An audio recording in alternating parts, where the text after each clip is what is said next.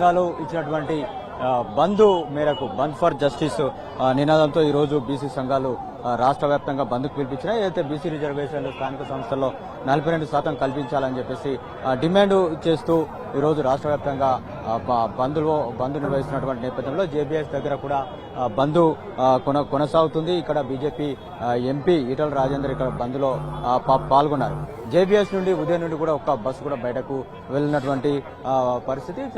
భారీ స్థాయిలో ఇక్కడికి బీసీ సంఘాల నేతలు బీజేపీ కార్యకర్తలు చేరుకున్నారు. మనం ఆ విజువల్స్ ని కూడా చూడవచ్చు. ఏవైతే కొన్ని ప్లే కార్డ్స్ కూడా పట్టుకుని ఉన్నటువంటి నేపథ్యం న్యాయం దక్కాలి, 42% రిజర్వేషన్ కావాలి, అదేవిధంగా ప్రతి వర్గానికి న్యాయం, బీసీలకు ఎందుకు అన్యాయం అనేటువంటి ప్లే కార్డ్స్ ను ప్రదర్శిస్తున్నటువంటి నేపథ్యం అయితే ఇక్కడ ఉంది. ఏదైతే గత కొన్ని రోజులుగా రాష్ట్రంలో ఈ బీసీ రిజర్వేషన్లపైన పోరాటం జరుగుతుంది.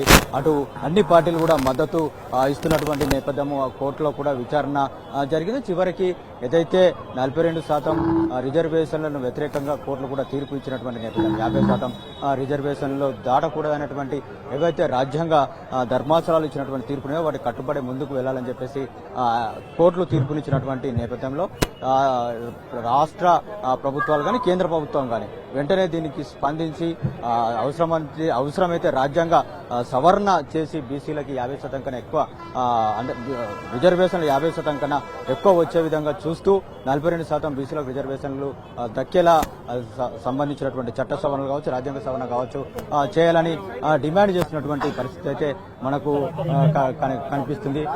మనము ఈ రోజు బీజేపీ సంబంధించినటువంటి నేతలు కూడా పాల్గొంటున్నారు. ఏదైతే ధర్నా కార్యక్రమంలో ఈటల రాజేందర్ బైఠాయించారు, మనము ఈటల రాజేందర్తో మాట్లాడించేటువంటి ప్రయత్నం చేద్దాం. 79 సంవత్సరాలు అవుతుంది దేశానికి స్వతంత్రం వచ్చి. మన రాష్ట్రంలో కొంత లేటుగా వచ్చింది.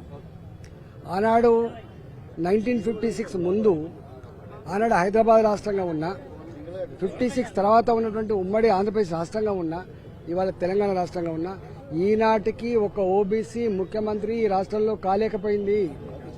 మాటలు బ్రహ్మాండంగా చెప్తారు. పార్టీల నాయకులుగా ముఖ్యమంత్రులుగా సభలలో మాట్లాడామంటే Telangana is nothing but a state of weaker sections, ఇది అనగారిన వర్గాల నిలయం అని చెప్పేటువంటి నాయకులారా, పార్టీల పెద్దలారా నేను అడుగుతా ఉన్నా. ఇవాళ తెలంగాణ సమాజంలో ఉన్న 85% జనాభా మాకొక్కనాడన్నా ముఖ్యమంత్రి పదవి వస్తుందా రాదా, అసలు మేము పాలించే అర్హత మాకుందా లేదా అని చెప్పి ప్రశ్నిస్తా ఉన్నారు. వాళ్ళ ఆస్పిరేషన్స్ ని, వాళ్ళ ఆక్రోశాన్ని ఇలా సఫలం చేయాల్సిన బాధ్యత పార్టీల మీద ఉంది.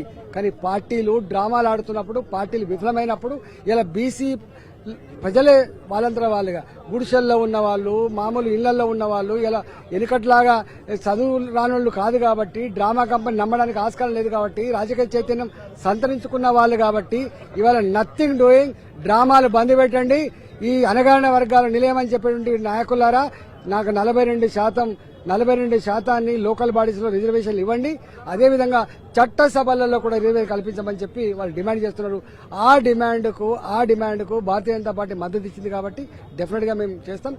మోడీ గారు మొట్టమొదటిసారిగా ఈ దేశంలో బీసీల జనగణన బిఫోర్ ఇండిపెండెన్స్ జరిగింది. బీసీల జనగణన బిఫోర్ ఇండిపెండెన్స్ జరిగింది. ఇవాళ కులాల పరంగా మొట్టమొదటిసారిగా మోడీ గారు నిర్ణయం తీసుకున్నారు. ఈ స్టాటిస్టిక్స్ అన్ని కూడా బయటకు వస్తాయి. వచ్చిన తర్వాత విద్య, ఉద్యోగ పరంగా, రాజకీయ పరంగా ఏ వివక్ష అయితే దేశంలో కొనసాగుతుందో దానికి అనుగుణంగా రేపు కేంద్ర ప్రభుత్వం స్వయంగా మోడీ గారు ఒక నిర్ణయం తీసుకునే ఆస్కారం ఉంది. అన్ని పార్టీలు నిర్ణయం తీసుకున్న తర్వాత కూడా ఎందుకొరకు ఇది అమలు కావట్లేదని పార్టీలు ఇక్కడ రాష్ట్రంలో పార్టీలు నిర్ణయం తీసుకుంటే కాదు,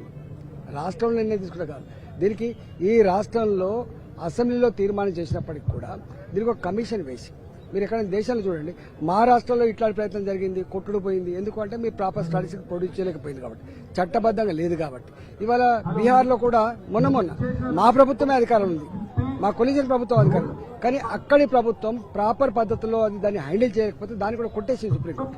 అందువల్ల తెలంగాణలో కూడా ఏ ప్రభుత్వం అధికారం ఉందని కాదు, మీరు గనక తమిళనాడు తరహాలో ఒక కమిషన్ వేసి, ఆ కమిషన్ కి సంపూర్ణమైన హక్కులు ఇచ్చి, టైం ఇచ్చి, లెక్కలు తీసి, ఆ లెక్కలు సుప్రీంకోర్టు ముందు పెట్టాల్సి అక్కడ ఉంది. దానికంటే ముందు ఇలా చట్ట సవరణ జరగాల్సి అక్కడ ఉంది, 9th షెడ్యూల్లో చేర్చాల్సి అక్కడ ఉంది.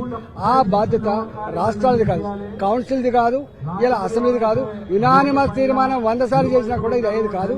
ఇది మళ్ళా అంతిమంగా సవరణ జరగాల్సింది కేంద్రంలో ఉన్నటువంటి పార్లమెంట్లో కాబట్టి ఆ పార్లమెంట్లో అయ్యేంత వరకు ఇది అమలు కాదు.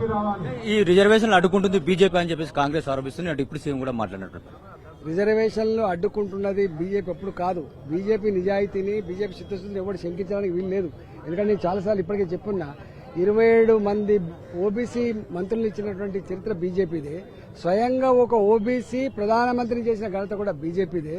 స్వయంగా ఈ దేశ బిఫోర్ ఇండిపెండెన్స్ జనగణన జరిగింది, ఈ కులగణన జరిగింది.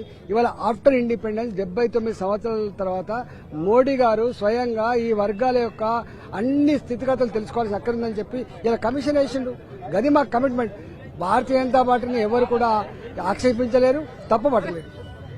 ఇదే ఈటల రాజేందర్ గారు చెప్తున్నటువంటి విషయము. బీజేపీ కూడా అడ్డుకోవడం లేదు. రాజకీయ పార్టీలు డ్రామాలు చేస్తున్నటువంటి విషయాన్ని కూడా ఆయన ప్రస్తావిస్తున్నారు. రాజకీయ పార్టీలు విఫలమైనటువంటి నేపథ్యంలో ఈరోజు బీసీలు రోడ్లెక్కారనేటువంటి విషయాన్ని కూడా ఆయన ప్రస్తావిస్తున్నారు.